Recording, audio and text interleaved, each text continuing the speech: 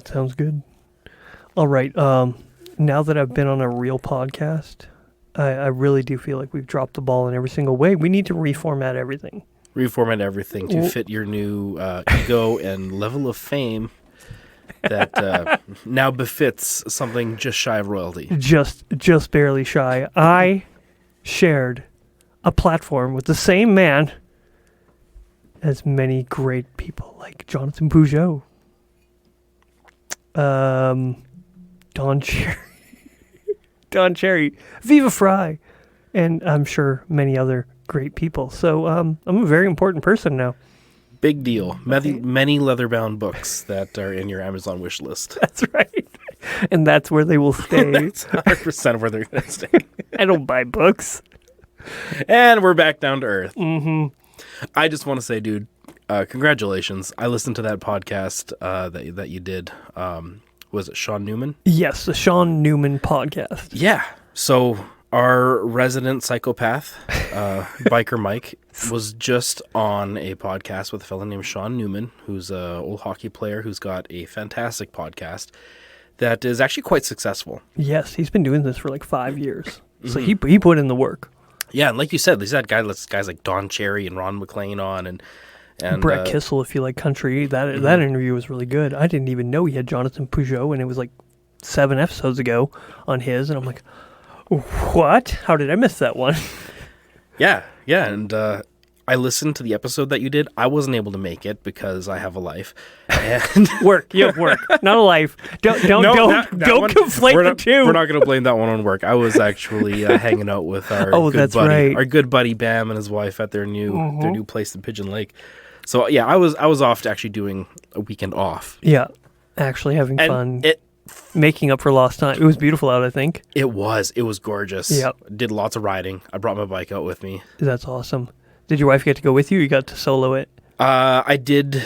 Well, I mean, like we hauled the bike there because with the family, right? But I took the wife for a ride all the way around Pigeon Lake, and then Sunday, Bam and I went into Edmonton for a toy run that was well attended. It was like over 500 bikes or something like that. Like it was a lot of bikes. Yeah. Yeah. Oh, that's awesome. There was a Grinch doppelganger there. There was some sort of psychopath trying to steal your identity, which... How so? Just by name or by character as well? Oh, no. He full on did the Jim Carrey dress up. Okay. You see, I've never done that. I'm so anti-Christmas. I even look down on the Grinch movie. That's so funny. Got to ride bar to bar with Spoon that day. Oh, I love Barry. Yeah, that was pretty cool. I'm jealous. I am jealous. I thought about bringing my motorcycle up, knowing full well I'd have no time to ride it. It would literally be on the back of the trailer for like the whole time, except for like maybe a half hour when I offloaded it and then loaded it back on. Sometimes it's just not worth it. Being in Edmonton or close to Edmonton, I was so close to just being like, let's just pull the trigger and head out there and do this with you. Oh, really? Oh, man, I wanted to so badly. I bet. It's just right there on the brink. We're like, it's only 2 hours away. You smash it out. We're done by 5:30 and be back to wherever you're going at like 8. You'd be back home for 8. Yeah, I guess so. Yeah, you could have done it. But I'm glad you did. I'm glad you had that opportunity. With that being said, if you listen to the Shaun Newman podcast, and that episode in particular, I tried listening to it. Couldn't do it. I knew where I was going with some of the sentences that got derailed by just conversations and questions and proddings and all this stuff. And it just happened over and over and over again. I'm like, I can't fucking listen. Because I know what I wanted to say and I didn't say it. And that being said, I also tried to cram so much of what we do here into there. I could tell at first you were doing that. You settled into your own. Yeah. As it went along, you settled more into, oh, okay. Like you were less like trying to promote the podcast and promote yourself. And that point you slipped into a real conversation. And like I felt like the rushing, you kind of went away. Whiskey does help. The whiskey helps. The social lubricant. Yeah, so... In fact, I'm drinking the same bottle of whiskey that you guys had there because I was like, I want to have a fork with them too. So I'm doing it today. That's right, and it's such a great whiskey, so I'm super happy that you got to have some of it because I was tying into it pretty good over the weekend. Hang out with my brother. Except as soon as I got home, I'm like, man, he's like, oh, do you want some scotch? You know, a reward for driving all the way from Lloydminster to back to Fort St. John. I'm like, no, I want a glass of water. I'm so tired. So dehydrated. So dehydrated. And she's like, oh, really? I'm like, yeah, I'm so tired and dehydrated. Scotch would not be fun right now. Alcohol to be found on my adventures. Right. Yeah. That's right. Justin's not a drinker. Bam's not a drinker. So that was just like, okay, you know, it's your house, your vibe. Like, I just went along with. Yeah, what was going on there. And that's awesome. That's a good thing to do sometimes, too. And so, did the Shaun Newman podcast. Was kind of disappointed in myself, but at the same time. No, don't be, dude. It was so entertaining. Like, I listened to that episode disappointed today. in the way that, like, in the way of, I don't know if I properly represented, but he gets feedback. Fuckers out there listening. People actually message him and say, hey, just listen to this episode. I'm going to give you a couple, like, their 2 cents. And I want to read it. I've already asked him if it's cool. Give her. I gotta find it. Fuck, on the spot. Listener, good morning, Shaun. Love the conversation with Mike. I so relate with him and the kind of Christian he is. That might not be a good thing. I'm sorry, dude. We'll pray for you. Lord have mercy. Yeah. Another one. Hi, Shaun. Blah, blah, blah here. I don't want to name drop anybody here. Just finished up listening to you and Mike, number 505. Love it. I think you just found your new best friend. Conversation was awesome. Should go do karate in the garage? Fuck yeah. Conversation was awesome and a lot of fun. So if you are new to the Blue Collar Philosophers podcast because of listening to the Shaun Newman podcast, well, cheers, guys. Cheers. Welcome. Thank you so much for being, for crossing over. And I hope we don't offend you right away. We'll get there, but I don't, you know. It'll happen. It will happen. But in the meantime, enjoy the ride. Mm-hmm. In fact, I can even say, as you now sport a very, very Super Troopers cop, 80s cop-esque mustache, I can say, enjoy the mustache ride. Somebody's like, how can I take you serious? Oh, no. If I have to shave. No. Oh, no. In fact, you could even pass for a pilot right now. If you got a pair of aviators. I do. I do. A pair of aviators and like a white button-up shirt. Yep. And, yep. You could just walk straight into an straight aviator into the airport. Straight into the airport, straight past security and into the lounge where all the hot, what do you call them? Stewardesses are. Yeah. You could just do that now. Yeah. I can't call them plain whores. That's not. He was drinking. Dude. This is expensive scotch, okay? The fuck? Welcome all you newcomers. I seriously just spit out a whole mouthful of scotch there. All right. So, the reason that I actually went to Lloydminster was I was passing through to go to a wedding. I was emceeing another wedding. I'm quite sure I mentioned it at some point. But my old youth pastor was the person, was the ceremony, the pastor, preacher, minister guy who was marrying people. Mm-hmm. And he said to everybody, he's like, wow, you're a very gutsy girl. You have me marrying you and Mike emceeing. Do you know how many people got that joke? 4 people. Four people are like, oh, who's Mike? Like, there's a lot of people. And then he came to me. He's like, you kind of make me nervous. You make me nervous. He's like, I'm kind of worried about you doing the emceeing portion of it because he's heard the podcast, I guess. Oh, that's why. And last wedding I did before this one, the mother-in-law was very nervous about me doing it, and I'm going to start taking this shit personal. There's a lot of you motherfuckers out here that think very little of me. Can you blame them? No, not at all. But at the same time, like, I mean, if you were a mom, okay, or you were or pastor, yeah, or you were a holdover pastor youth pastor from the early 2000s, what would you think about? And this was the only engagement that you had with me, like understanding of me. This is all you knew of you for so long. Like, let's give them a bit of the benefit of the doubt here. Benefit of the doubt. Well, simultaneously, I fucking killed it. I did awesome. And I was worried that I wasn't going to do awesome because I don't know anybody.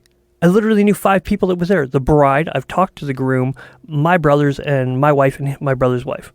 That's it. Oh, and the pastor, of course, but, he's sober there.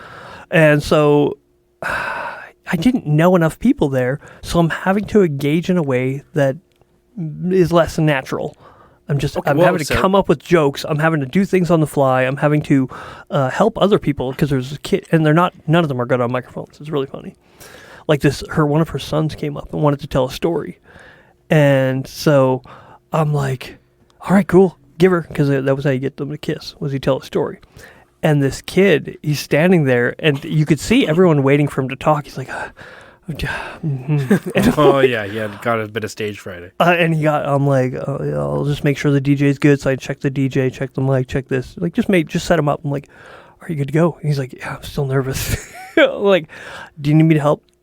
And he's like, yeah. I'm like, I'm going to give you an intro. So I gave him a proper intro. Yeah. I'm like, all right, we've got somebody here that should know a story better than anybody else. And it's very hard to do this, to come on this microphone and tell a story. If you're not used to it, this is not easy. So let's welcome this kid, let him do his thing. And I don't remember exactly how I did it, but I fucking killed it. And yeah, he did great. He told his story. He was fine. He's like 14 years old or whatever, but not used to microphones. And yeah, it was just making that environment where people felt comfortable enough to be able to do that. Yeah, because you're not just there to tell jokes. You're literally the master of ceremonies. Like you're the one conducting the show. Yeah. So it is on you to kind of make everybody have an environment where they feel they're able to engage, to perform, to be a part of the whole ceremony. Like you're the one that is the key to them all participating together. Yeah. So it did go very, very well. I looked fly as fuck. I showed you a picture. Yeah, you did. You looked like you came straight off the set of Men in Black, and that's a compliment. Yeah. And not the new one with... No. The old Will Smith and Tommy Lee Jones one. Yeah. You looked fly as F. It was an excuse to dress up, too, because I don't dress like that normally, but this was a formal wedding and they wanted it formal. They were very intentional about it. I'm like, okay, you're gonna make me go formal? I'll go formal. I'm gonna knock it out of the park, and I did. And I felt really good about myself. And it is easy to feel confident in the microphone. And again, I pointed out that I'm like, this is not easy. So everyone needs to give me a little grace. If I mess up, like this is on the fly. We're trying to make everything work. So yeah, and it worked out. It was fun. It was great. So. Yeah, that was my time in Lloydminster and Saskatoon, just driving, tons of driving. And that, right? No. So, if you are getting married and want somebody to MC your wedding for nothing, no, it's please send Blue Collar Philosophers a PM, and Michael will get you hooked right up. Yeah, no, it's not nothing no more. No more. No, I've done enough free ones. I'm getting good at this, and if you're good at something, you don't do it for free. Now, $1,000, which is not bad, plus travel, plus hotel, plus bar tab. I'm not paying for drinks ever again. No more of that shit. No more of that shit. It's frustrating because that's my lubricant. That's what gets me in the flow. It's not good. It's probably unhealthy, but it is. It is works. What it is, right? It works. So dry weddings, I'll bring my own. That's fine. You just got to pay for the bottle. I'll sneak it in. I'll do that part. Oh, that's funny. Yes, that was our time over the weekend. Did you get to go boating? You were supposed to go boating. Oh, dude, we got out on the lake. So Bam bought this old 97 Sea-Doo Speedster. Mm-hmm. It's one of these jet boats. And its one jet was having serious issues. So we got it out after we thought we fixed it. We did not fix it. So there was hardly any forward propulsion because it was sucking air really, really badly. Did he tell you that he figured it out? Yeah, he did. But it was like when we went out to test it, the wind picked up, and we were sitting out there in a boat that's going like 3 miles an hour back to the dock, and and it's only in the water like a couple inches. Oh, really? Yeah. Like no, it's a very, very flat, shallow speedboat that goes off a jet sort of thing, right? Yeah. And so the waves were like, this is dicey. Yeah. I'm glad we're next to the shore. Let's just say that. Yeah. But it was fun. We didn't get to actually do any real boating because, like you said, it wasn't working right. Didn't have all the what do you call it? Didn't have it all figured out. Everything no. was. But still, though, like, what a genius idea! Like, if you're handy with yourself, like, handsy with yourself. If you're handy with tools and stuff like that, and can kind of put things together, like the idea of going to get a cheap speedboat like that for just a couple grand cash, and just all of a sudden have this ripping fast toy that you don't owe any money on, and you can take and go do shit with whenever you feel like it. Like that's living the dream. All right, next year. Okay, we're gonna find a time during the winter here to go back on Shaun Newman because he wants you on there. He loves your name. It is pretty badass. I tried walking away, but just couldn't. It's like walking away from a very attractive girlfriend. You're like, nope. It's like we're going to be together forever. I don't care how miserable I am. We're going to make this work. We're going to make it work. Yeah. So next year we find a weekend, a little more in the summer, a little less in this is the fall and spring, but a little more in summer. I'm bringing my boat. You bring a trailer with the bikes on it. Boom. And then we ride up to Lloyd, do a recording, come back, whatever. We just make it work. Yeah, make like a whole thing out of it. Mm-hmm. I like where your head's at. Yeah. So because I want to get my boat on the water. That's the thing. I have a boat, and I have yet to be able to use it because of time and all that stuff. So, yeah. All right. Should we smash into this topic really quick? Yeah, sure. So you wanted to talk about Matthew chapter 18 verses 1 to 5, kind of like be like a child. So I'm curious, why did you send me that text? Like, why is that? Why is that stuck in my craw? Yeah, why is that stuck in your craw? All right, let me bring up the actual 18 1 to 5. New Living Translation is my go-to. You probably have something else because you're Orthodox. Probably in Greek or something. No, I don't. I've got a CSB here, Christian Standard Bible. Like it's nothing special. Yeah. All right. So really quick, about that time, the disciples came to Jesus and asked, "Who is the greatest in the kingdom of heaven?" Jesus called to a little child to him and put the child among them. Then he said, "I tell you the truth, unless you can turn from your sins and become like this child or like little children, you will never get into the kingdom of heaven. So anyone who becomes as humble as this little child is the greatest in the kingdom of heaven. And anyone who welcomes a little child like this on my behalf is welcoming me." So that one is something for me. It's difficult because a lot of people say to have faith like a child. Well, what kind of faith does a child have? It's ignorant. It's blind. It's unintelligent. It's foolish. And if you become learned, how do you go back? Because a lot of learned people, they have these questions. They're going to prod. They're going to desire. They're going to try to know. Except the Bible calls us to kind of do the opposite in some way. And I don't like it because I feel like we're called to be intentional, to be knowledgeable, to give account for our faith, which it says later. And it's like, well, there's one thing to give account, but there's another thing to have faith like a child. Okay. Or to be like a child. child. I think specifically regarding this passage, you're bringing something to it that's not in the text. Mm-hmm. It's actually not even talking about faith like a child. Mm-hmm. I know I'm imposing some other inference from other people have said that, but at the same time, the inference is still there. And so, how to be like a child then? How to become ignorant? How to become foolish and faithful out of just blindness, because they don't know. There's things they just can't know.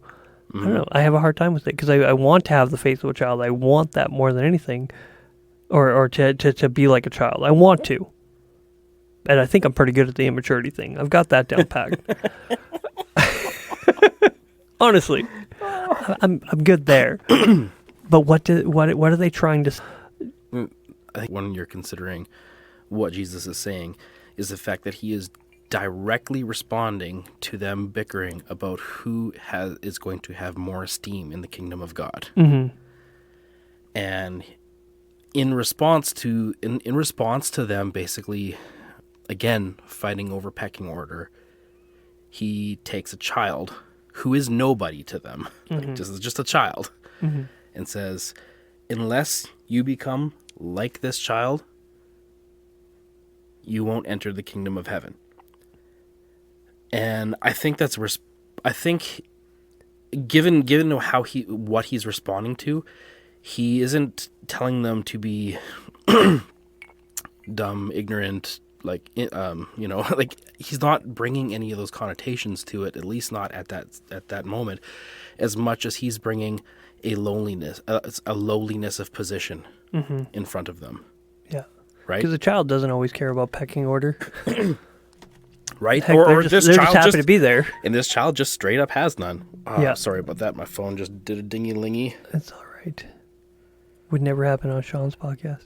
Right? It would have never happened on a real podcast. It totally did. Yeah. So I think it's one of the things. It's talking about bringing humility to the table. And if you're going to be a person who is constantly up in arms about how big a deal you are, you're in dangerous territory.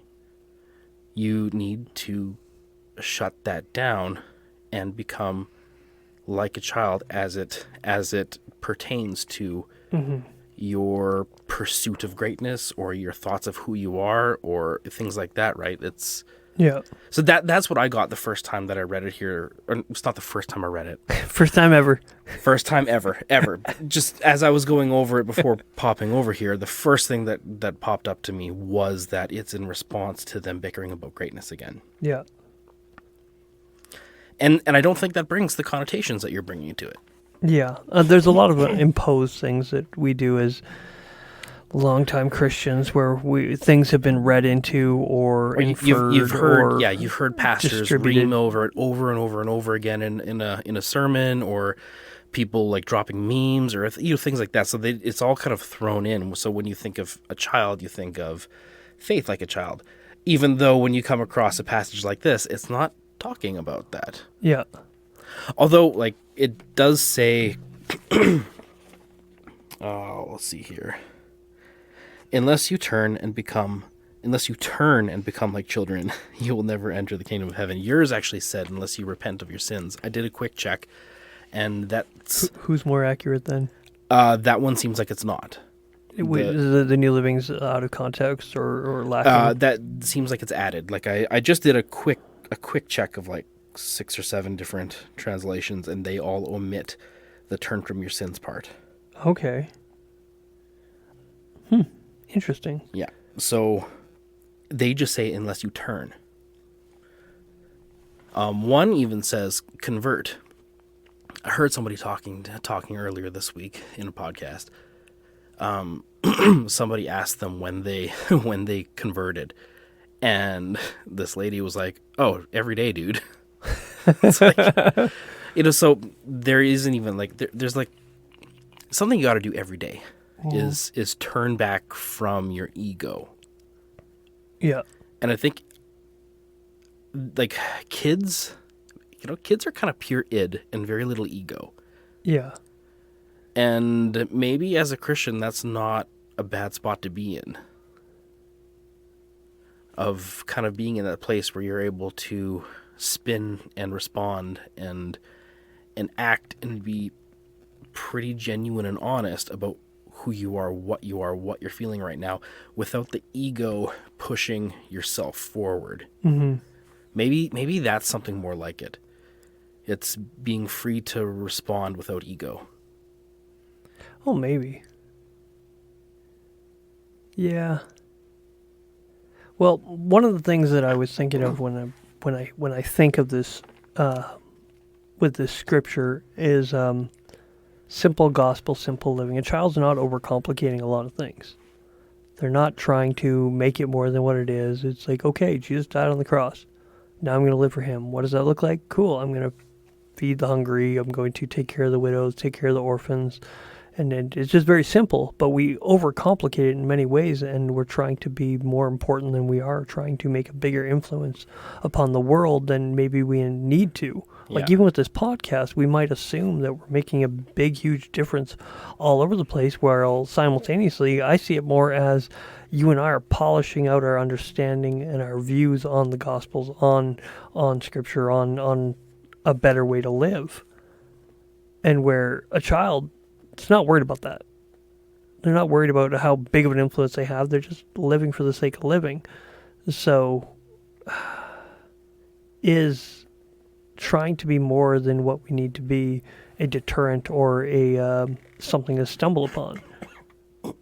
Like, is it distracting us from what's actually important? Yeah, it could be.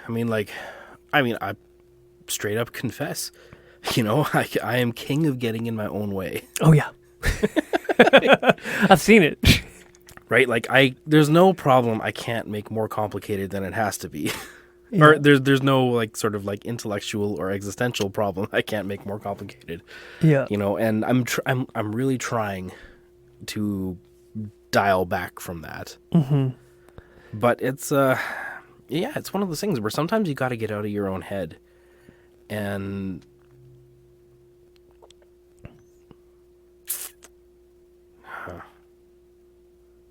okay. Let's put the book down. Don't need to read anymore. Reading's overrated. Learned last week. Not worth it. Yeah. So I'm trying to think about how to broach this without just like being the guy that's like always bringing up the new thing he's about. We just spent the first like half hour talking about me being so important, but so important. We both know it's a joke. Okay, so I went to a Vespers service on Saturday in Edmonton. I found an Orthodox parish, and after Vespers, traditionally the priests hear confession. Sorry, I'm not crying. I'm actually burping. It's gas. Whiskey gas. And so after it was done, I was like, all right, I guess this is my first time like going to like kind of a normal confession. Yeah. Because like I did one on your Christendom. When I was chrismated, and that was my life confession, right? Like that was one where I was going to the priest, and I was like, all right, I'm just gonna I'm bringing everything I can think of from my life and from my like overall who I am that I want to just give to the Lord. Did you bring a cushion in with you into the confession booth? There's to make no it booth. more There's no booth. No. Okay, I wasn't sure if there was a booth like Catholicism. Where it's No. Make yourself comfortable. We're gonna be here a while. No, there's no booth. You go off in a corner. You go off in a corner where they have a couple icons and a Bible, and that's where you just talk to your priest. Okay. So, yeah, I did that one, but this is my first time just kind of like doing normal one. Yeah. And yeah, like that is a humiliating experience, like and not in a bad way, like not like. Most people don't associate humiliating with not a bad way. The good kind of humiliating. It's, it's a little ego destroying. Yeah. It's uncomfortable, but like you're going there and talking to this guy and then praying. Like I'm not confessing to him. I'm confessing to God, right? He's just kind of there helping and counseling through it. So that was a moment where I needed to enter into a childlike faith.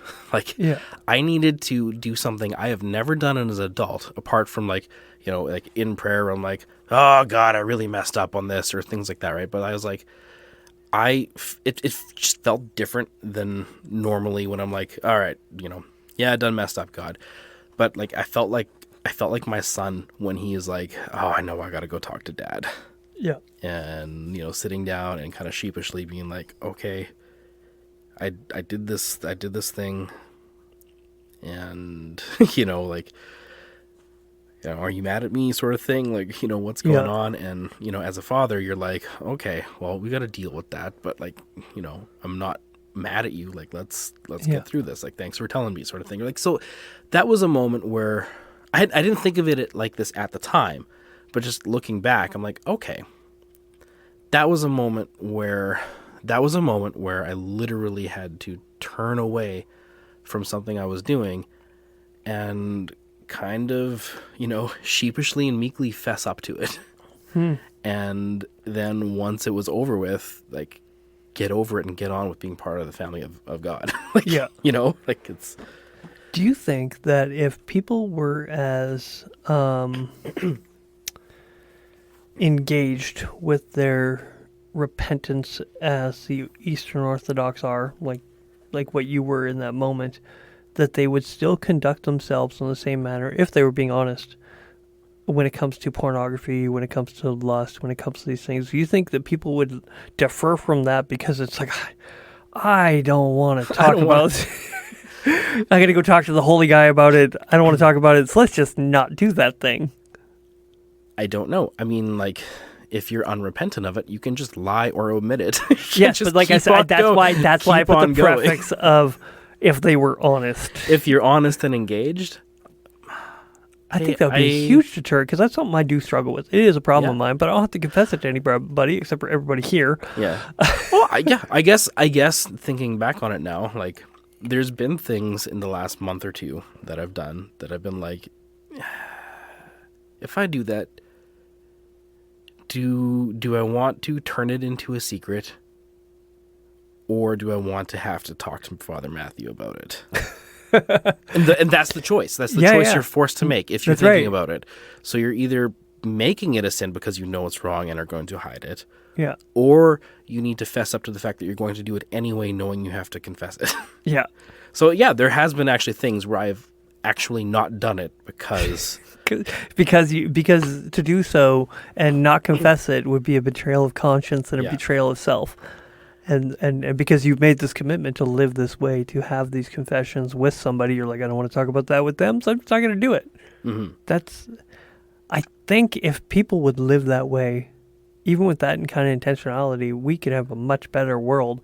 And so that's why I have a hard time when people rip on Catholics and Eastern Orthodox, because it's like, oh, they're so religious. It's like, I don't know. I think there's a place. I think it's good, especially for honest, fervent people that are very intentional about it. Yeah, I mean, you can turn anything into an idol. Mm-hmm.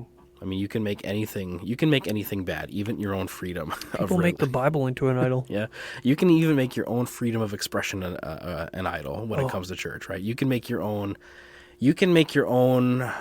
Yeah, but we're freeform church an idol. Yes.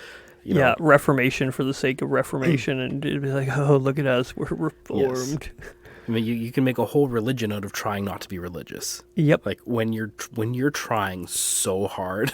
Look at secularism. Not to be religious. I'm just talking about. I know we're just talking about the evangelicals, but let's not take atheists out of the equation. Oh yeah, okay, no kidding. I heard a statement a little bit ago that. Yeah, I was kind of like, okay, I can see that. It's every atheist drags around the dead body of the God they don't believe in. Yeah. They do. Yeah, they're so angry and pissed off all the time, and they're yelling at a God they don't believe in. And it's like, oh, your God, your God. I mean, and maybe they could say, like, well, it would, if you weren't affecting voting or things like that, then we wouldn't have to waste our mental bandwidth on you guys. But at the same time, you're still doing it. Yeah. You're still defining yourself via a vacuum you created. Mm-hmm. I am an atheist. Yeah, if there were really no concept of God that you had to deal with, and there was no subtle body for you to drag around, you just wouldn't think about it or talk about it. It'd just be a non-thing. But unfortunately, it is a thing, and you're dragging it around. Yeah. I was just thinking of vegans and atheists. It's like, how do you know somebody's a vegan or atheist? Oh, don't worry, they'll tell you within the first 5 minutes of meeting them. I think atheists are getting a little bit better because there's so many of them. It's like it's not assumed. A faith is not assumed anymore. Before, for a long time, faith was assumed. So if somebody was like an atheist, you'd have to wait for them to tell you. Now I assume everyone's agnostic until told otherwise. Yeah, I suppose that's fair. So. Yeah, throw a little H2O my way there. It's bubbly. Ooh, bubbly. Fancy. None of that peasant flat water that comes from the toilet. The earth is 90% salt water. So technically the earth is flat. As in it is not effervescent. Your dad joke is strong. Yes, I know. My wife did a really good dad joke the other day. She was making fun of me for the reel I did. So I made a reel for Instagram because, fuck, I feel like a whore doing that stuff. I hate it so much. And she's like, oh, yeah, he's a real boy. And I'm like, what? I'm thinking Pinocchio. And she's like, a real, R-E-E-L, real boy? And I'm like, and she's just sitting there. Brutal. She had the best laugh. The kids didn't get it, but I got it. And we had to explain it to them, and she's still laughing. No kidding. So. That's wild. Yeah, dad jokes are great. Yeah. So, anyways, trying to think where we were right before that. Atheists. We were talking about religion, dragging around the body of the dead god you don't believe in, or just making your irreligiosity a religion. Do you know what book I feel like needs a rewrite? What's that? Mere Christianity. It's very good, but it's a hard listen. Because of the time that it was written in. Because it's very British, and yeah, I just think it doesn't translate that well to us. No, but it's very good. Like, I agree with almost all of it so far. Like, I have no issue, but simultaneously, I'm like, oh man, this is a hard listen. Like, my kids, I want my kids to be engaged with this book that I'm trying to listen to with them, while simultaneously, it's really, really difficult because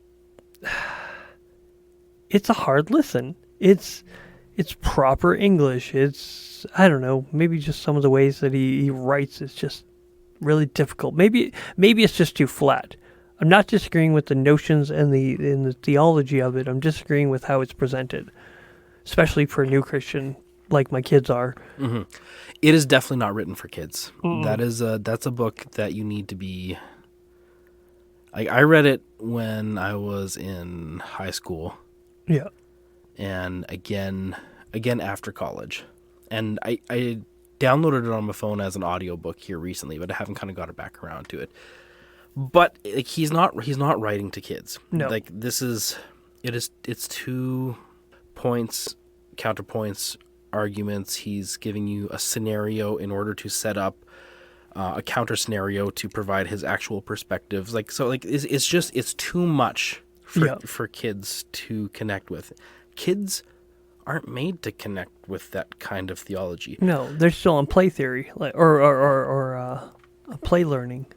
Yeah. On a lot of levels. Play learning, they catch concepts through story, through character. Yeah. Like all of the concepts that you see in Mere Christianity, or maybe not all of them, because some of them are just like straight up like arguments, but a lot of the theological truths that he's getting around to, they all permeate his fiction work. Yeah. If you want to catch the real heart of C.S. Lewis,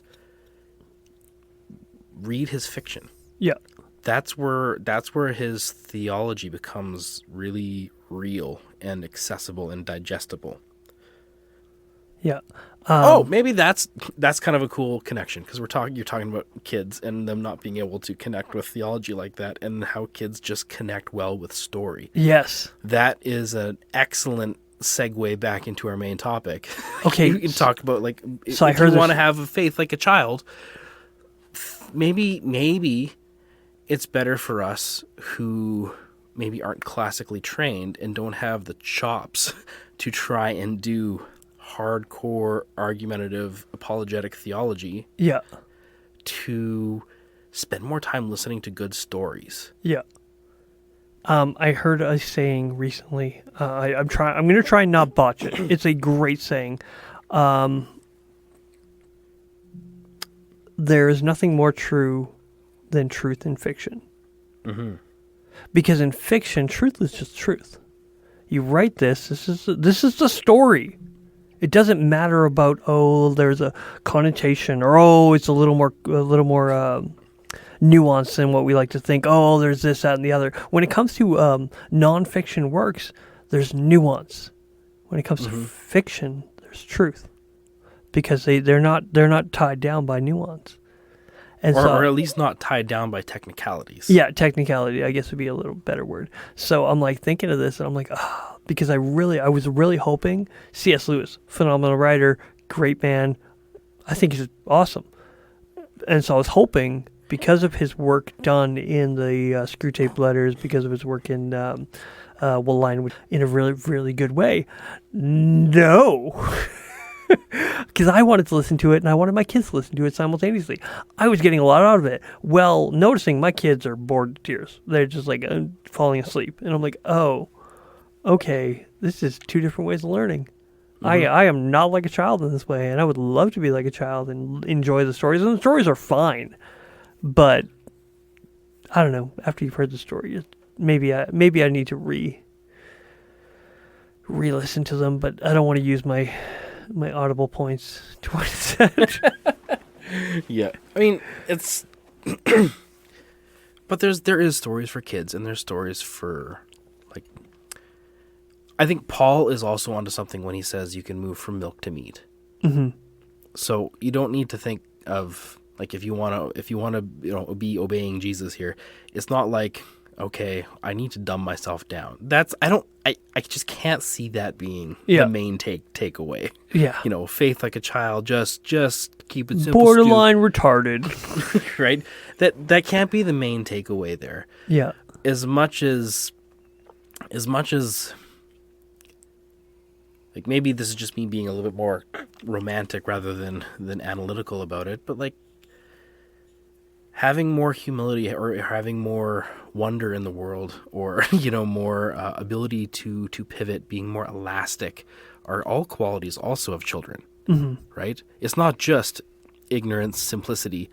There's also elasticity. There's also resilience, malleability. There's like, kids can take so much. Yeah. Like, they can survive so much that you think would break them. Yeah. And yet they don't. Like, think of Joey's kids. I was thinking the same thing. Like, how much they went through when their mom died. And that's a quality of children. Yeah. They're going to remember that. They're going to be traumatized. There's going to be problems, but they're going to come through the other side. And they have come through the other side in a way that, as adults, seeing the way that it affected Joey, he was broken for a long time after that. The kids were responding better than he was in some areas, where they were still sad, not trying to disregard their pain and what they went through, but yeah, they carried it better. Yeah. In some instances. Yeah, so I think maybe there's a quality there too that is worth thinking about and emulating. Yeah. Like, what do I need to do to be more elastic, 2, more resilient, and 3, have more wonder, and 4, also have more capacity for obedience. Mm-hmm. My son's getting to the stage right now where he's starting to question everything I say. It's really frustrating. Why do I need a jacket? We're going from here to the van. I'm like, get your jacket because I said so. Because you don't know if we're just going from here to the van. You don't know if we're going to get stuck on the side of the road. You don't know everything. So I'm telling you to get a jacket because I know that shit can go south. But he's just getting to that age where he's going to start butting up against me, and it's going to be difficult. Mm-hmm. Yeah. I want him to wear pants. That's another thing. He loves shorts. My kid did that today too. I told him to go get dressed. He comes out. He's like wearing shorts. I'm like, can you not feel what temperature it is outside right now? No. And he's just doesn't give two shits. Nope. They don't care. I don't understand it. I'm cold. I'm cold in my own household, and they're just like, no, I'm good. I'm warm. You're like, okay, all right. Like, you think there's some of screw you, that. kid, man. There's some of that you just got to let go and be like, all right, your metabolism must be just doing something that mine don't do anymore. He's eating 2 bowls of cereal now. He's 11. He's like, I'm still hungry. I'm like, you still hungry? He's like, yeah. I'm not looking forward to that. Right now, my kid still eats like a bird. I'm like, thank you. Thank you very much. If your boy takes after you, you know he's going to be an eater. Oh, dude, yeah. Like me in junior high and high school, like I was packing in like I had holes in my legs that I needed to fill and jam it all in there. 2 lunches. I know I never did that. It was more like dinner time, like supper, evening meal. That was that was my time to just like I was called a carburetor as a kid. Yeah. Yeah. Just they were like, no, he eats everything. Just I ate everything. You can't see it, but I ate a lot of food. But I wouldn't stop. I wouldn't sit down.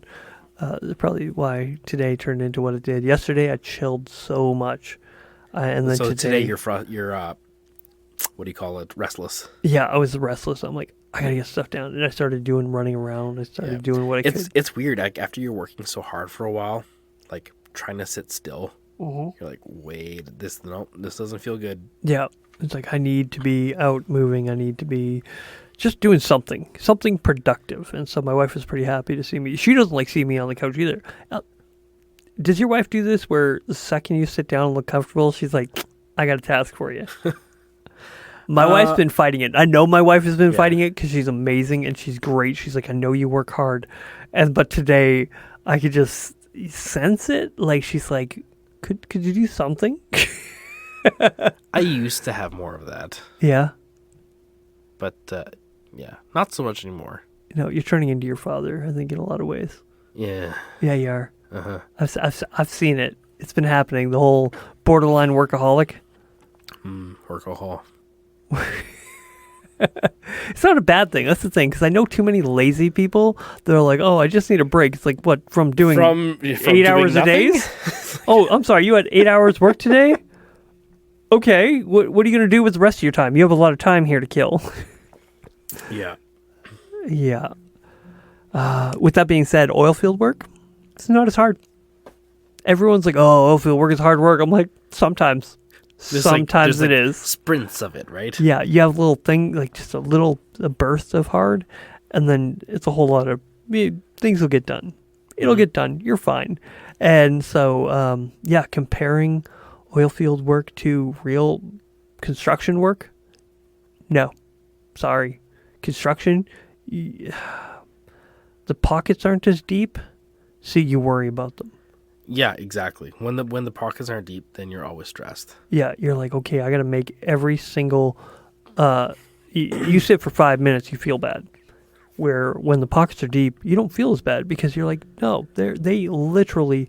You can look in a yard, any junkyard out there, you can see thousands upon thousands of dollars of equipment that they've literally thrown away because they're like, yeah, we don't need it right now, or we won't need it again. Yeah, we used it for this much time. Yes, it cost us $10,000 to engineer and make, but now we don't need it anymore. Yeah, you start to get almost like a famine mentality where you are just like hoarding things you shouldn't almost because you see the dollars and cents. Yeah, and so working with deep pockets, it's like, okay, work will get done when it gets done. And it's a really, really bad thing to get used to because I know eventually I'll have to get back. I still hope. Here's the thing. My hope and dream for this is to this become full-time-ish where we flip houses on the side. Do what Mike was doing except better. Or, sorry, Steve. Yeah. Where we're doing it to remain blue-collar, but this is where our bread is buttered. That's the goal anyways. Yeah. So how does this guy get all those, like, Shaun there? How does he get all the guests that he gets? Wish I knew. I think it's the, he put in enough time where people are now contacting him saying, hey, you should go check out this person. It's like, hey, I know this person. So they've made enough friends along the way that now people are reaching out to him and they're referring him to other people. There's this one Instagram page that I'm on, called Because Jiu-Jitsu. It's all about jiu-jitsu, guys. And the guy who runs that page, he's also a black belt. He's got a few other things. He's got a few irons in the fire. Not just I'm following this page already, and it's like pops up. I'm like, shit. And he's just friends with these people now. So it's just creating those contacts, making the points to reach out to people, and yeah, it's just really, really great that he can do that. And I'm like, I want that. But with that, he has put in a lot of time. Like, he's gone and done this full time. I don't know what his wife does. I wanted to ask him. I was like, come on, your wife's makes good money, right? Is she a doctor? Is she a doctor? Because I know people like that, stay-at-home dads, because their wife's a doctor, which is fine. Good for them. Lucky motherfucker. But at the same time, like, I don't know how they do it. And I don't know how he did it for so long, but maybe he had a nice little cushion. Maybe he took a risk. That's another thing. Some guys just, they take risks. Jesse, your cousin there, perfect example of somebody who took a risk. Oh yeah, where he bet on himself. He quit. He quit a blue collar job in order to chase, a career in finances, which was like, okay, like I'm doing school now, and there's no safety net on the other side of this. Because his wife doesn't work, as far as I know, does she? I don't know. She might have then. Like we're not like super super close, so I don't know what their day-to-day life is like. Okay. But he's doing, seems like pretty good now. But that was a moment where he's like, like quitting this, like it's a hard road. Yeah, if this fails, there's no safety net. Yeah, but yeah, it's a risk. Yeah, and so I think with Shaun, same thing. He took a risk and he did it full time, and he made the right contacts, right friends. He's shorter than he looks. Really short guy. I have no idea what he looks like. No? All I've heard is the voice. I've done like no research on the guy. I heard you went on his podcast, listened to a couple of podcasts, listened to your podcast. Do you have it on? Cool. Do you have it on Spotify? Yeah, but he has video. I haven't looked at it. Yes, but he has video on Spotify. Okay. So, and the video cut out, and almost immediately upon it cutting out, I like flipped the bird to the camera. I'm like, it's all me, because he has two cameras, one on me, one on him. Yeah. And I heard you describing what you were doing. Yeah, you can watch me do it, because it's all on me at that point. And I'm like, I don't like this. Why is it on me? I don't want to think about it. And I try not to think about it. Whiskey helps. And how? And so, yeah, it was just a great time. Again, I don't think we came up to any conclusion on this one, except for maybe not thinking of it in the ways that I did. But at the same time, well, I mean, this is what we do here. I don't know if there's a conclusion to come to as much as there's just an exercise in meditation there, where we could bring some different perspectives that can maybe help with the struggle or a wonder or something like that, right? Stay humble. Stay humble, yo. Yeah. So it's there's even just the fact that we started to ponder different attributes of children. Yeah. And how they might be good things. Yeah. That was something I didn't expect to do. Yeah. So, like it's I still feel we came to we might have gone down a rabbit hole, but we got a rabbit. So yeah, we caught a rabbit. But it's for me in my relationship with scripture, and I'm not saying this as a new Orthodox person. This has been it for a long time now. My relationship with scripture is more like a conversation rather than I'm just kind of exploring more than looking for answers or looking for neat, tidy little bows. Yeah. And so, like something like this coming up, I'm like, sweet, this is a great opportunity to have that kind of conversation with Holy Scripture that I enjoy so much, and coming to no conclusion doesn't faze me at all, because we caught a rabbit. Yeah, that's right. Really quick, I had an idea. I was going to mention this to you beforehand, so I apologize. If we got to edit, we edit. Seeing as we have new listeners here, possibly, maybe gotten this far, who knows, which episodes that we've done do you recommend? If you were going to say top three that you're like... Yeah, no, you're seriously spraying that on I know. I don't even remember what the frick we talk about. Just I'm going to give a couple. Avoid the free will debate at all costs. Yes, that one was dog shit. I actually think it was really good, but I think you really need to know as well before you go down that rabbit hole. I'm going to say Deconstruction was a good one. Yeah, all the cool kids are doing it. Deconstruction, all the cool kids are doing it. That's a phenomenal one. Becoming Orthodox. I enjoyed that one. Yeah. I know it was more about you, but I really do feel like we came to something. If you want to hate on me, angels, I don't like them.